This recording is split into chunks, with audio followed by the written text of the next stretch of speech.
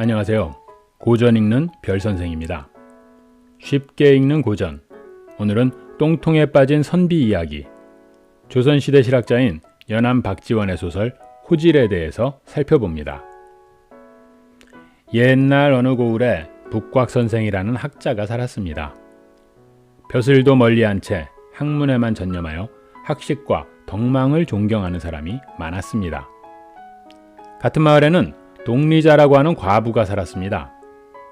나라에서 그 마을을 독리과부의 마을이라고 정하고 정표를 내려줄 만큼 그 절개가 널리 알려졌습니다.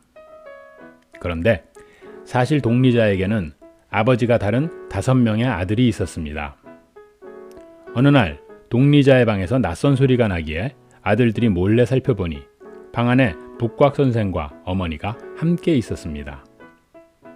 5 아들이 서로 이야기했습니다. 북곽선생과 같이 명망 있는 학자가 과부의 방에 들어올 리가 있나? 여우가 1000년을 묵으면 사람으로 둔갑할 수 있다더라. 저건 틀림없이 그 여우가 북곽선생으로 둔갑한 것이니 저놈을 때려잡도록 하자. 5 아들이 방으로 우르르 뛰어들어가자 북곽선생은 놀라서 밖으로 도망쳤습니다. 선생은 사람들이 자기를 알아볼까봐 두려워서 머리를 2 다리 사이에 넣고 뛰다가 똥통에 빠지고 말았습니다. 간신히 밖으로 기어나왔더니 거기엔 호랑이 한 마리가 있었습니다. 호랑이는 선생을 보고 코를 쏴지고 얼굴을 돌렸습니다.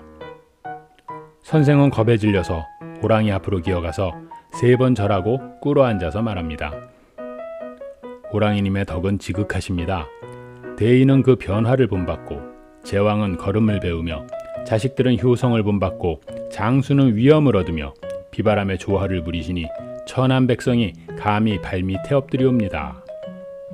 호랑이가 말합니다. 내 앞에 오지 말아라.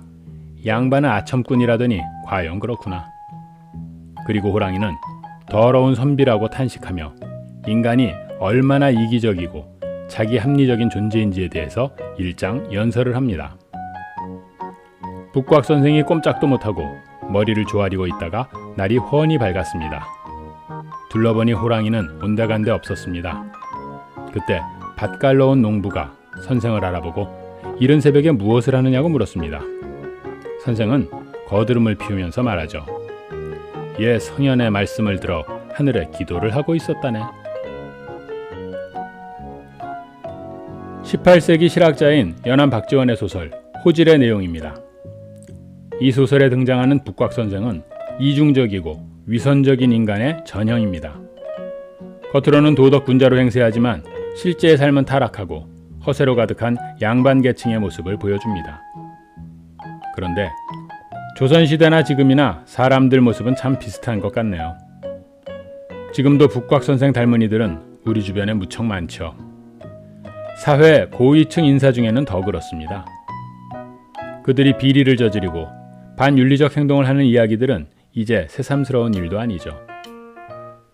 온갖 고약한 짓을 저지르면서도 법망은 참 잘도 빠져나갑니다. 오히려 다른 사람을 비난하죠. 전형적으로 겨묻은 개를 나무라는 똥 묻은 개의 모습입니다. 일상 속에서도 이런 이중성은 흔합니다. 보이는 모습과 숨겨진 모습이 다르고 상황과 필요에 따라 자신의 모습을 변신하죠. 살아가는 방법이야 사람들마다 다를 것이고 중요하게 여기는 가치 또한 다르겠죠. 하지만 어른들이 자라나는 아이들에게 자꾸 나쁜 모습을 보이고 있는 게 아닌가 걱정입니다. 오늘은 조선 후기 실학자 박지원의 소설 호질에 대해서 살펴봤습니다. 고전 있는 별선생이었습니다. 고맙습니다.